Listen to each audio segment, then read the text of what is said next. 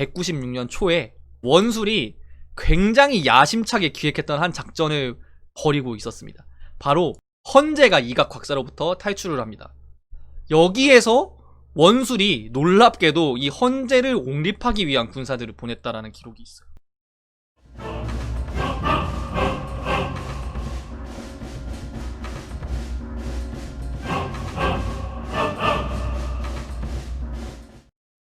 그래서 우리는 이때 조조가 이각곽사 물리치고 그 다음에 뭐 백파적의 물이 물리쳤다 이것만 알고 있는데, 사실 이때 원술이 조조랑 라이벌리를 이루어가지고 헌제 쟁탈전을 벌였다라는 거예요. 이 원술 역시 대단한 사람입니다. 거물은 거물이야. 이게 원술전에는 기록이 없거든요. 원술전에는 기록이 없는데 조조의 무제기에는 기록이 나와 있어요. 그래서 되게 놀랍습니다. 아무튼 그래서 제가 이 기록을 또 말씀을 드리려면은 이각이랑 곽사가 어떻게 망해가지고 헌제가 탈출했는지 이것도 알려드려야 될 거 아니에요. 오늘은 이각 곽사 이야기를 좀 마저 해야 될 것 같습니다. 오케이? 네, 좋습니다. 그러면 이제 시계가 뒤로 엄청 돌아가요. 192년 말에 이각과 곽사가 장안 전투를 통해서 왕윤을 죽이고 어포를 쫓아내고 이 시점으로 넘어갑니다. 자, 그래서 이각이랑 곽사 그리고 장제, 번주 얘네들이 각각 거기 장군, 뭐 전장군, 후장군, 진동장군 이래가지고 고위 직책들을 나눠 먹으면서 중앙을 장악을 하게 됩니다. 이 뒤에 이각과 곽사가 맞닥뜨린 장애물이 뭐예요? 많이들 알고 있죠. 마등이랑 한수가 장안으로 쳐들어오잖아요. 삼국지 연의에서는. 그래가지고 뭐 이때 마초가 이제 데뷔전을 치르고 이런 식으로 나왔는데, 정사의 기록을 보자면은 사실 뭐 마초는 이때는 안 나와 있고, 이게 이미지가 많이 좀 달라요. 왜냐면은 삼국지 연의에서는 마등을 약간 조조의 대항마 중에 하나로 포장을 하기 위해서 한황실의 충신 이런 식으로 약간 묘사를 한단 말이에요. 그래서 이것도 지도를 봐야겠네. 마등을 한나라의 충신으로 포장하기 위해서 양주에서 장안으로 이렇게 치고 내려왔다 이런 식으로 묘사를 한단 말이에요. 삼국지 연의에서는. 맞죠? 근데 정사를 보면은 아니다. 마등은 엄연히 한나라 입장에서는 동탁의 일파 중에 하나였어요. 그래서 이때 기록을 보시면은 192년 말에 마등과 한수가 동탁의 부름을 받아서 장안 쪽으로 내려왔다. 이때는 이미 동탁이 죽었고 이각과 곽사를 정권을 잡았으며, 이때 이각과 곽사가 그들에게 각각 직위를 내려줌으로써 이들을 인정을 해줬다. 그래서 이때 마등이 장평으로 자신의 군대를 몰아서 돌아갔다 이런 식으로 나와 있는데, 이 장평이 저는 처음에 장평대전 아시죠? 그 백기가 조과를 상대로 25만 명을 그냥 45만 명이었나? 아무튼 쓸어버렸던 장평대전이라는 게 있잖아요. 저는 그래서 처음에 이 장평이 그 장평인 줄 알았거든요. 근데 장평을 다시 찾아보니까 장평대전의 장평은 여기더라고요. 장안이랑 좀 거리가 있죠. 그래서 이 장평이 아닙니다. 이 장평이 아니고 기록을 보시면은 이쯤이라고 생각이 돼요. 이쯤에서 장평이라는 지형이 나와 있진 않아요. 어디인지 정확히는 나와 있지 않은데, 이 앞에서 지양으로 넘어가서 군사들을 모아서 장평에 주둔했다 이렇게 나와 있단 말이에요. 근데 이 풍이군 지양현 이쪽이란 말이야. 그러니까 아마 이쪽 근방에 어딘가가 마등이 있었던 장평일 것이다 이렇게 추측이 돼요. 이 장평이랑은 거리가 되게 멉니다. 그래서 두 장평은 다르다. 결론은 그겁니다. 아무튼 그래가지고 마등은 장평에서 주둔을 하다가 이 다음에 장안을 쳐들어온 기록도 이게 가관이거든요. 뭐냐면은 마등이 이 장평에 주둔하면서 주변을 정리를 하고 뭐 도적들도 뭐 처리하고 뭐 이런 식으로 했겠죠. 그런 식으로 활약을 하다가 군량이 또 부족해진 거예요. 그래가지고 이각 선생 그 군량 좀 줘 이렇게 한 거야 장안에. 근데 이각이랑 곽사가 뭐 장안에서 잘 했겠어요? 뭐 동탁이 인플레이션 300배 한 것처럼 얘네들도 장안 경제 그냥 파탄 나고 있었을 거 아니에요. 그러니까 이각이랑 곽사도 야 우리도 너 주위 군량 없어. 니들 알아서 살아. 이렇게 한 거야. 그러니까 마등이 이거 듣고 화나네? 이런 거 장안으로 쳐들어간 거예요. 그러니까 느낌이 마등이 뭐 대의를 품어서 그랬다 이런 게 아니라 이거 그냥 권력 다툼 내전이야. 그래서 이때 이각, 곽사, 번조 3명이 마등과 한수, 또 이때 참거했던 인원들의 면면을 보면은 유범이라는 사람이 내부에서 호응하려고 했다 이러고 나있는데, 유범이 그 유원의 아들이에요. 유원은 이익주에 나중에 초기 되는 이익주에서 자기의 왕국을 만들고 있는 사람이잖아요. 그래서 명확하지는 않지만 유원이 이때 마등과 한수의 뒤를 밀어줬다 이런 식으로 보는 케이스가 많습니다. 아마 그게 맞을 거예요. 그래서 이렇게 해가지고 어떻게 장안에서 어떻게 뭔가 해보려다가 이각각사 번주한테 깔끔하게 한 10,000명 정도가 작살이 나면서 마든과 한수는 장평에서 머물러 있다가 장안으로 갔다가 깨져가지고 얘네들은 저기 다시 이제 양주 끝으로 다시 도망갑니다. 네, 얘네들 또 좀 나중에 나와요 다시. 저기서 한 뭐 5년 정도 존버 탈 거예요. 그래서 이런 식으로 흘러간 거예요. 그리고 이때 또 기록을 보시면 알겠지만 번조가 사람이 워낙에 좋았던지 한수랑 같은 동양 사람이니까 한수를 포위해서 죽일 수도 있었는데 회담을 해가지고 한수가 살려달라 해서 살려준 거야. 근데 이거 가지고 이각각사가 야 씨, 너 이게 뭔데 한수 살려줘, 너 열받네 이러고 번주를 죽여버린 거야. 그리고 장제도 홍농 막 이런 데로 밀려나버리고 이각이랑 곽사만 장안에 남았어요. 근데 이때부터 196년 초까지 또 무슨 일이 있었냐면은 기록을 보면은 이각의 부인과 곽사의 부인이 서로 앙숙이라 가지고 잡아먹지 못해 안달이었는데 얘네들이 계속 이각이랑 곽사한테 뻐꾸기질하면서 그 곽사 그 부인 보니까 그 나쁜 놈이야. 곽사 부인도 이각 그 나쁜 놈이야 이러면서 막 점차 이 두 사람의 사이가 멀어졌다 이런 식으로 기록이 나와 있어요. 그러니까 진짜 개판이야. 또 기록을 보면은 재밌는 기록이 하나가 있는 게, 그러니까 곽사가 이각이랑 주연을 버리고 온 후에 곽사의 부인이 분명히 독이 들어있을 것이니 지금 당장 그걸 토하라고 하니까 곽사가 그 말을 옳다고 여겨서 똥물을 들이키고 토를 했다라는 기록이 나와 있어요. 아니 이게 역사에 기록될 만한 기록인가 싶은 기록이에요. 근데 뭐 오간수를 마시고 토를 했답니다. 그리고 이각이 이걸 듣고 야 너무한 거 아니냐 이런 식으로 해가지고 두 사람이 바야흐로 195년 말부터 내전을 붙기 시작한다 이런 식으로 기록이 나와 있어요. 그래가지고 가뜩이나 이 사람이 뭐 한 것도 없는데 장안에서 시가전 벌이니까 장안의 주민들은 그냥 죽어나는 거지. 그래서 이때 장안에 있던 300만 호의 사람들 중에 대다수가 죽어나갔다 이런 식으로 나와 있어서 이거를 두고 그 유명한 삼보의 난이라고 부릅니다.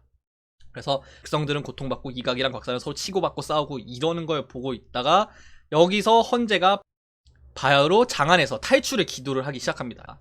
자, 그래서 장안에서 낙양으로 가야 되잖아. 우리는 여기서 되게 많은 의문들을 가집니다.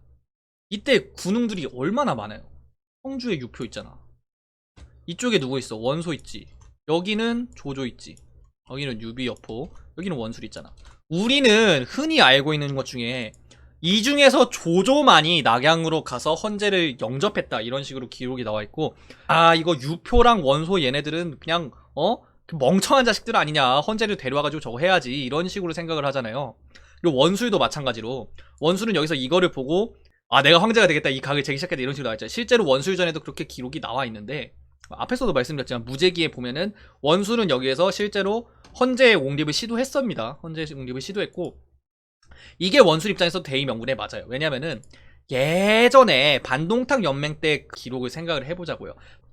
자, 원소가 왜 헌제를 안 드리려 했는지를 말씀을 드릴게요. 원소는 애초에 여기에서 나는 유를 황제로 추대하겠다라고 자신의 대의명분을 세웠던 사람이에요. 반동탁 연맹 때. 그러면 그랬던 행적이 있는 사람이 여기에서 안면을 싹 바꿔가지고 나는 사실 다시 헌제를 모시러 가야겠다 이렇게 할까요? 안 하지. 대의명분이 헤쳐지는 상황인 거예요. 원수 입장에서는. 반대로 원술은 그 의견에 대립을 해가지고 에이 어떻게 유를 황제로 세우나, 그래도 헌제는 황제야 이런 식으로 말했던 사람인데 그럼 어떻게 해야 될까? 당연히 가야지. 당연히 구하러 갑니다. 유표는 왜 안 했냐? 유표가 안 했던 이유는, 이거는 약간 제가 음모론이에요. 이거는 제 뇌피셜이니까. 뭐냐면은 나중에 유표가 은근슬쩍 황제의 복식을 차리고 천자처럼 자신의 주변을 꾸몄다 이런 식으로 기록이 나와 있거든요. 제가 볼 때는 이게 유표가 앞에서 원소가 유효를 황제로 추대하려고 했었잖아. 유표는 제가 볼 때 누군가가 나를 추대해주지 않을까? 왜냐면은 이때 남아있던 유력 황족 중에 가장 세력이 셌던 거는 유표거든. 중간에 좀 나갈이 되거나 어떻게 좀 박살이 나가지고 주변에서 약간 나를 추대하려는 움직임이 나오지 않을까? 이런 거를 좀 기대했던 게 아닌가 싶어요. 제 생각에는. 이건 물론 근거는 없습니다. 근거는 없어요. 저만의 생각이니까. 그럴 수도 있겠다는 생각이 들어요. 그래서 형주 안 해. 원소 안 해. 유비는 이제 메이저리그 올라왔는데 뭐 황제를 구해요. 안 되지. 여포도 들어와 있고 안 돼. 그래서 여기에 있는 원술과 조조와 경쟁을 하는 거예요. 자, 이렇게 되는 겁니다. 자, 그래서 3년 전에 이미 한번 붙었던 그들이 다시 한번 헌제 쟁탈전에 들어갑니다. 그래서 이때 기록을 보면은 위장군 동승이 원술의 장수 장로와 함께 험준한 곳을 막으면서 조홍을 방어했다. 이런 기록이 있고요. 그러니까 이때 원술의 행적을 보면은 천자에게 은근히 자식 부하들을 보내놔가지고 천자를 옹립하려고 시도하는 한편, 또 한 가지는 연암과 영천의 황건적, 하의, 유벽, 황소, 하만 등의 무리가 수만에 이르렀다. 이들은 원술에 호응했다가 손견에게 붙었다가 이때에는 다시 원술에게 호응하였고, 그러니까 과거에 자기가 예주에 있었을 때 좀 뿌려놨던 씨들이 있었을 거 아니에요. 그곳에서 도적의 무리들을 꿰어가지고 어떻게 보면 약간 양면 공격을 여기서도 노린 거예요. 하지만 뭐 기록을 보면 아시겠지만 이들이 태조의 후방을 위협하자 2월에 조조가 이들을 격파하고 황소 등을 참수하고 하의의 무리를 투항시켰다. 이런 식으로 기록이 나와 있어요. 그러니까 원술이 시도는 좋았어. 시도는 좋았는데 또 진 거야. 또 졌어. 그리고 이때 또 기록을 보면은 양봉과 한섬이 천자를 모시고 낙양으로 돌아왔다.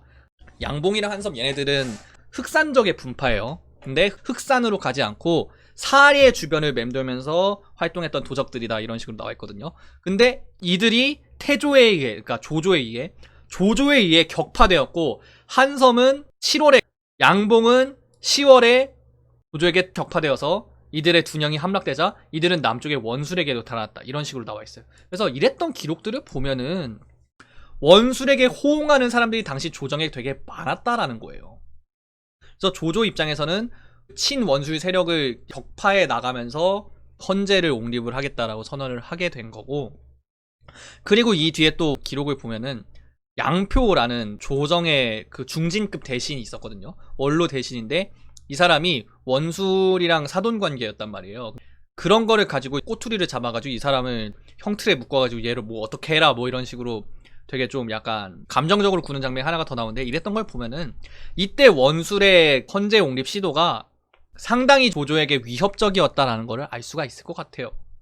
다른 기록도 아니고 이게 무제기에 나와 있으니까, 원술전에 안 나와 있고 무제기에 나와 있다는 게 좀 뭔가 이상하긴 해요. 뭔가 이상하긴 하지만 원술이 아마도 조조를 어떻게든 헌제를 옹립하는 걸 뭐 강자를 놓든 자기가 데려오려는 시도를 굉장히 열심히 했다. 이런 식으로 알 수가 있습니다. 물론 실패했지만. 자, 아무튼 이렇게 돼서 형세를 정리를 하자면은 이각과 곽사는 내전을 일으키다가 조조한테 한번 깨져서 장안으로 도망을 쳤고요.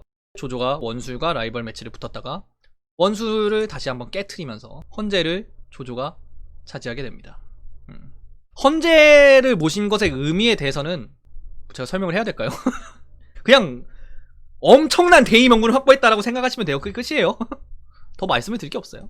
자, 그렇게 돼서 조조는 황제를 불러들여서 앉히고, 지금까지랑 상황이 완전히 달라지는 거예요. 왜냐면 그동안은 명목상으로나마 황제의 그 부하였던 거지, 그냥 연주 예주 일대에서는 내가 그냥 왕이나 다를 바 없는 사람인 거였던 거예요. 근데 조정을 모시게 되는 입장이 되면 어떻게 될까요? 조정이랑 권위를 인정을 해주면서 자기가 실질적인 통치자로서 뭐 해야 되고, 이런 식으로 관직을 교통정리를 엄청 많이 해야 된단 말이야.